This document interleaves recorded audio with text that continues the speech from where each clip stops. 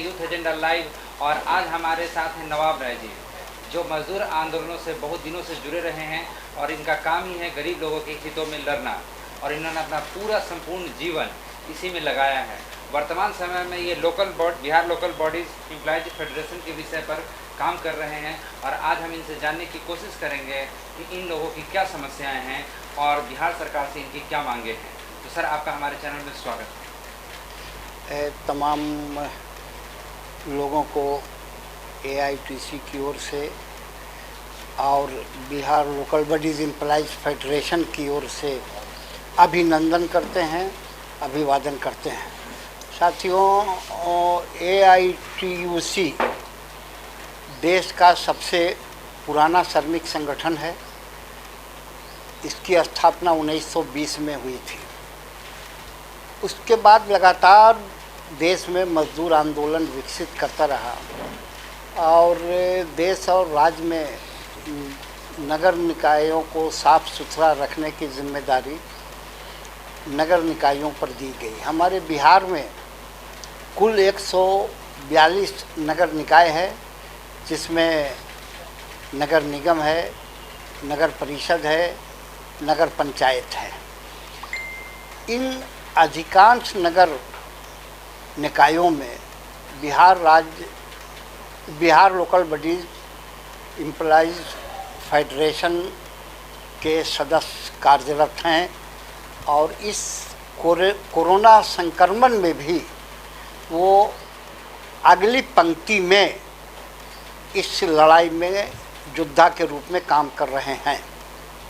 सरकार के समक्ष इन मजदूरों की लंबित मांगे हैं कि इनके जो नियुक्ति अस्थाई नियुक्ति होती थी उसको आजकल संविदा पर कर दिया गया है, ठेका पर कर दिया गया है, दैनिक मजदूरों के रूप में क्या कर दिया गया है। हम देखते हैं कि 1993 के बाद पूरे भारत में लोकल बॉडीज़ के चुनाव हो रहे हैं, जिसमें जनप्रतिनिधि लोग भाग लेते हैं और बिहार में भी शुरू हुआ है। तो ऐसी स्थिति में जो वहाँ के जनप्रतिनिधि हैं, क्या उन लोगों का सहयोग ये लोकल बॉडीज़ के कर्मचारियों को नहीं, अधिकांश जनप्रतिनिधियों का मजदूरों को समर्थन मिलता है, मगर वो कुछ नगर पार्षद जो होते हैं वो वहाँ के नियोजक के रूप में भी वो स्थापित हो जाते हैं। नियोजक के रूप में ये जो मेयर होते हैं, डिप्टी मेयर होते हैं, या वहाँ अस्थाई जो समिति होती है, वो निर्णय सिर्फ मजदूरों के हित में नहीं बल्कि नगर की व्यवस्था के तमाम व्यवस्थाओं में उनका होता है, दखल होता है। और वो जब एक नियोजक के रूप में होते हैं तो नियोजक के रूप में कम मजदूरी में अधिक काम लेने की प्रवृत्ति होती है और उसी प्रवृत्ति के तहत मजदूरों को अस्थाई नियोजन से वंचित किया जाता है और ठेका और संविदा पर रखने का काम होता है। जी, आप लोगों की जो मांगे हैं माननीय मुख्यमंत्री जी से हैं और जो आउटसोर्सिंग को रोकने के लेकर है, लेकिन आपको नहीं लगता कि अगर वहाँ के स्थानीय जनप्रतिनिधि जो मेयर होते हैं या और भी जो वार्ड पार्षद होते हैं, अगर उनको आप लोग साथ लेकर चले तो आप सरकार पर अधिक दबाव डाल सकते हैं? बिल्कुल। अभी पिछले लड़ाई में पटना नगर निगम की हड़ताल में और आंदोलन में यहाँ तक के इसी कार्यालय में मेयर और दूसरे तमाम लोगों को आना पड़ा और समझौता के लिए बाध्य होना पड़ा है। और बहुत सारे मेयर के प्रतिनिधि या मेयर के और अस्थाई समिति के लोगों ने भी मजदूर आंदोलन का पक्ष रखा और वो चाहते हैं कि सब कोई नियुक्ति अस्थाई हो, कोई ठेका पर नहीं हो। ये अधिकांश चाहते हैं, मगर सरकार उनको मजबूर करती है, सरकार उसके लिए फंड नहीं देती है, सरकार उसके लिए पद रिक्त का नहीं करती है, उनको समायोजन के लिए नहीं रखा जाता है।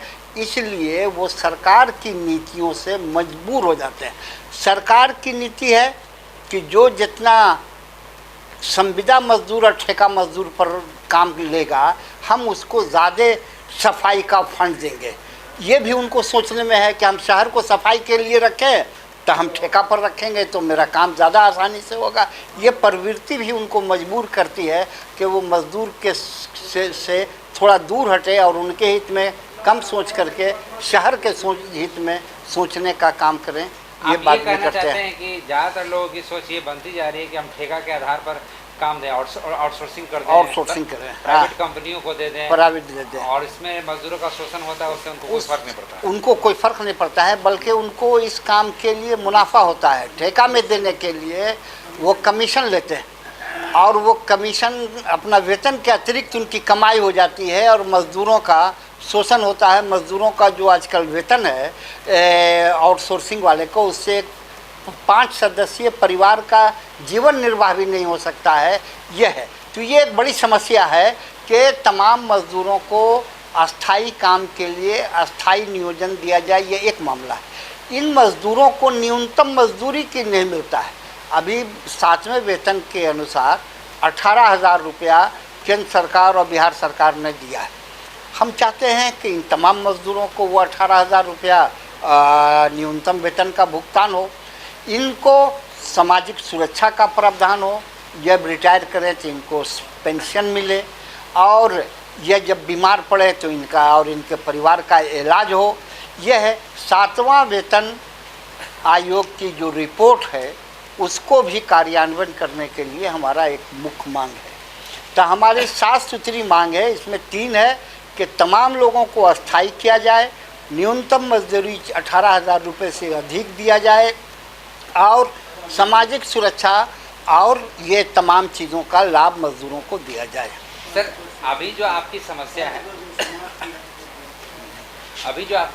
है वो समस्या ये है कि आप राज्य सरकार से मांग कर रहे हैं, यानी बिहार के मुख्यमंत्री माननीय नीतीश कुमार जी से मांग कर रहे हैं, और उन्होंने आउटसोर्सिंग की नीति का पालन किया है, और मजदूरों को लेकर आंदोलन और धरना प्रदर्शन का जहाँ तक सवाल है वो आप नहीं कर सकते कि कोरोना काल में सरकार ने इस पर बैन लगा दी है। तो ऐसी स्थिति में आपकी आवाज़ आगे तक पहुँचना आपको मुश्किल नहीं लग रही है? मुश्किल ही नहीं, बहुत कठिन है।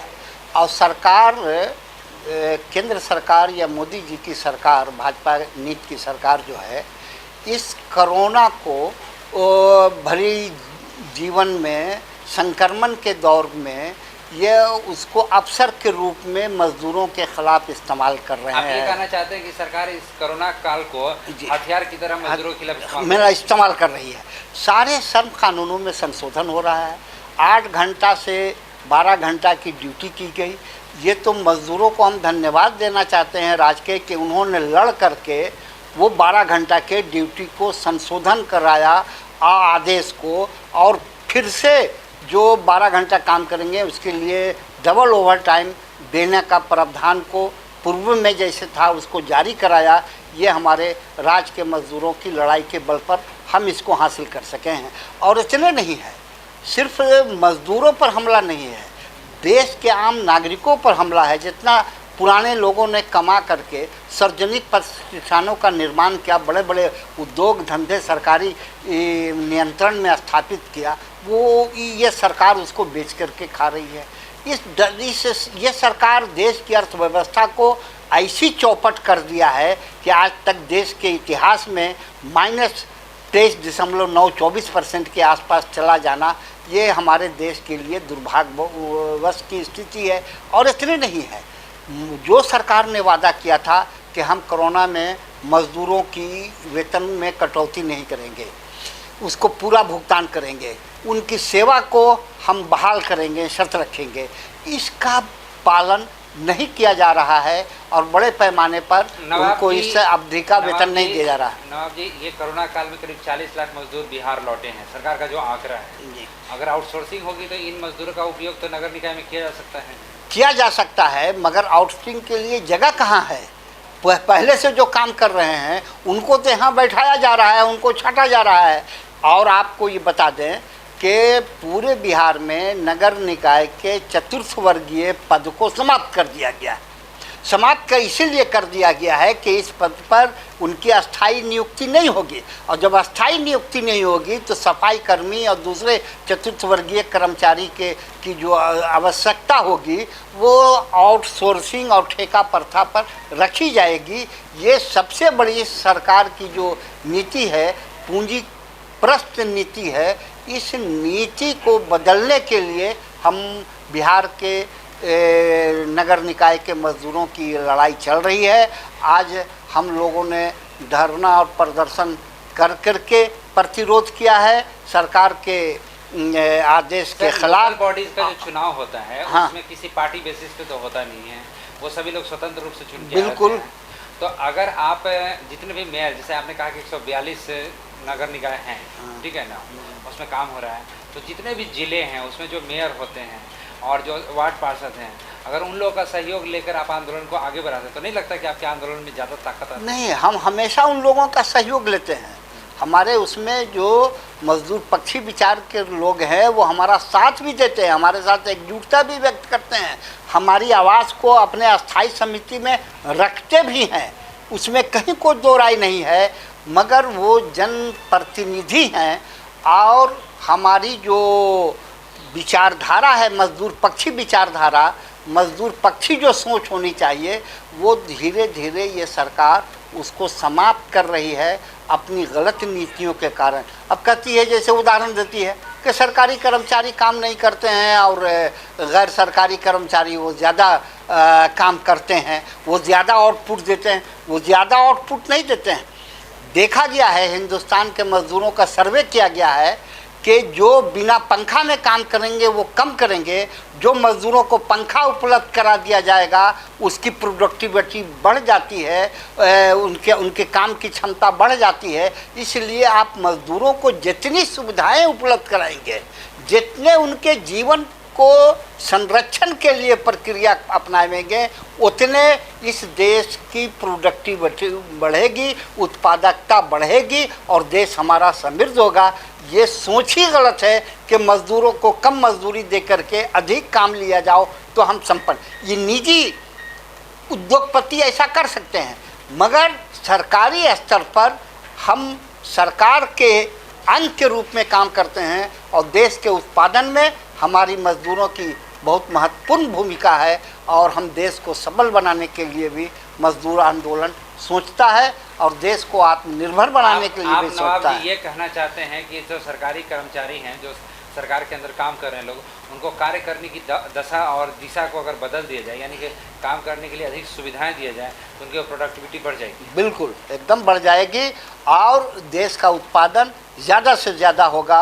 और इस सिर्फ देश का उत्पादन ही नहीं होगा, इससे मंदी ख़त्म होगी, इससे देश की अर्थव्यवस्था सुधरेगी और जितनी देश की अर्थव्यवस्था सुधरेगी उतनी ही देश विकास की ओर आगे बढ़ेगा। आप क्या कारण देखते हैं कि बिहार सरकार इतना सब कुछ जानने के बावजूद भी कर्मचारियों की छटनी कर रही है, फोर्थ ग्रेड एम्प्लॉय को ख़त्म कर रही है और आउटसोर्सिंग की तरफ पूरी ताकत के साथ बढ़ रही है? इसके पीछे क्या करना? इसके पीछे तो एक कारण है कि उनके पास वर्ग चेतना की कमी है सरकार चलाने वालों की, और ये बड़े उद्योगपतियों के पैसे के बल पर चुनाव जीत कर आते हैं और चुनाव जीत कर आते हैं, सरकार में सत्ता संभालते हैं, तो उनकी सेवा में वो ज़्यादा लगे रहते हैं और उनकी जितनी सेवा करेंगे, ऐसे सरकार में बैठे हुए हमारे पदाधिकारी और नेतागण को उसका लाभ मिलता है। आप वर्तमान सरकार पर ये आरोप लगा रहे हैं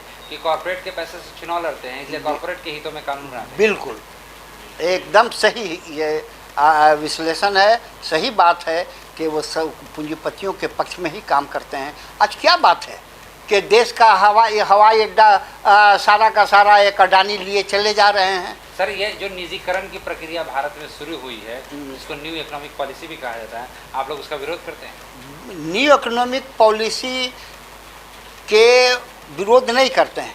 न्यू इकोनॉमिक पॉलिसी के तहत जो नीतियां लाई जाती हैं, मजदूर विरोधी नीतियां लाई जाती हैं, देश विरोधी नीतियाँ लाई जाती हैं, जन विरोधी नीतियाँ लाई जाती हैं, यहाँ तक के राष्ट्र के विरोध में नीतियाँ लाई जाती हैं, हम उनका विरोध करते हैं। जैसे निजीकरण की जो बात हो रही है सर, निजीकरण में स्वाभाविक रूप से आरक्षण भी समाप्त हो जाएगा, तो क्या आप इसके विरोध में हैं या पक्ष में? हम इसके विरोध में हैं कि आरक्षण को रहना चाहिए, आरक्षण का लाभ मिलना चाहिए, बल्कि आरक्षण का लाभ जो आरक्षण के जो वर्ग आरक्षित वर्ग आरक्षण का लाभ ले चुका है, बल्कि उसको अब नीचे के और लोग हैं, समाज के वंचित लोग हैं, उनको आरक्षण का लाभ मिलना चाहिए, महिलाओं को आरक्षण का लाभ मिलना चाहिए। अभी तक अल्पसंख्यकों को आरक्षण का लाभ नहीं मिलता है अनुसूचित जाति में, उसका लाभ उनको भी मिलना चाहिए कि उसमें जो एक पेशा के लोग हैं, हजाम हैं, अब मुसलमान हजाम है और हिंदू हजाम है, हिंदू हजाम को आरक्षण का लाभ मिलता है, मुसलमान को नहीं मिलता है। तो ये जो धर्म के नाम पर भेदभाव है, ये हमारा मजदूर आंदोलन इसका भी विरोध करता है। आप ये कहना चाहते हैं कि जो मजदूर हैं, लेकिन अगर मुस्लिम मजदूर हैं तो उनको आरक्षण का लाभ नहीं मिल पाता है, जी, जिसके कारण मजदूरों में एक मतलब कि विडंबना बोध आता है, दुख होता है उसमें। बिल्कुल सर, ऐसे वातावरण में आप माननीय मुख्यमंत्री नीतीश कुमार जी को क्या सलाह देना चाहेंगे? हम उनको सलाह देना चाहते हैं कि जो भी काम आप किए या आगे भी आपको जो समय अवधि थोड़ी सी बच रही है, इसमें ऐसी नीति बनावें जिससे मजदूर वर्ग को फ़ायदा हो, समाज के वंचित लोगों को फ़ायदा हो और हमारा राज्य सही विकास के रूप में आगे चले, महिलाओं को विकास का लाभ मिले, समाज के वंचित लोगों को विकास का लाभ मिले। हम यही कहना चाहेंगे कि इस बचे हुए दिन में भी आप उस काम को मुख्यमंत्री जी करें, और ये काम करेंगे तो मजदूर उनके साथ है, नहीं वरना उनको मजदूर गद्दी से उतारने का सारे जतन को लगा करके काम करेगा। आप कहना चाहते हैं कि माननीय मुख्यमंत्री जी का ये अंतिम टेन्योर होगा? हमें लगता है कि ये अंतिम होगा और आगे अब इस देश में मुख्यमंत्री नहीं, प्रदेश में मुख्यमंत्री नहीं रह सकते हैं, मगर नीतीश जी बहुत चालाक आदमी हैं, जिधर बहुमत होगा उधर सट जाने की नीति पर, दल बदलने की नीति पर कायम है, इसलिए इसमें माहिर हैं रामविलास जी के साथ वो भी, तो इसलिए नहीं कह सकते हैं कि दल बदल करके कहीं फिर पुनः सत्ता में आ गए तो हमारी मजबूरी होगी, मगर मजदूर आंदोलन का, मजदूर इस राज का, उनको बहुमत में लाने की कोशिश नहीं करेंगे। मानते हैं नवाब जी की राजनीतिक कौशल में वो बहुत आगे है? अब इसको राजनीतिक कौशल शब्द देना तो बड़ा मुश्किल है।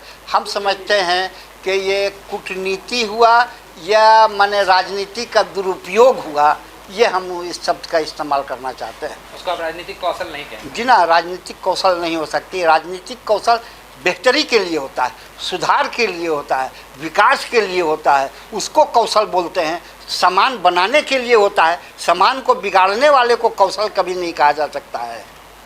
आपने हमारे चैनल को समय दिया, इसके लिए बहुत बहुत धन्यवाद। बहुत बहुत धन्यवाद।